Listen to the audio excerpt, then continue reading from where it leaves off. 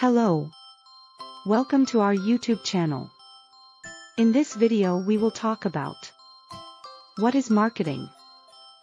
Let's get started. Marketing is the process of promoting and selling products or services to consumers. It involves identifying target audience, create demand, and brand awareness. Let's give some example. Suppose a company launches a new energy drink called Energize. The marketing objective is to create awareness, generate interest, and drive sales among the target audience of young adults, 18 to 30 years old.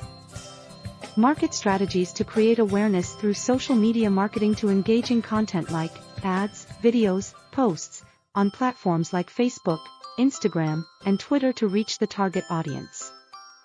It is all about social media marketing. Another marketing strategy is to influence others through collaborate with popular fitness and lifestyle influencers to promote Energize and share their experiences with their followers. And third one strategy is content marketing. Develop a blog and YouTube channel focused on fitness, wellness, and lifestyle topics, highlighting the benefits of Energize. For more videos do like, comment, subscribe. Thanks for watching.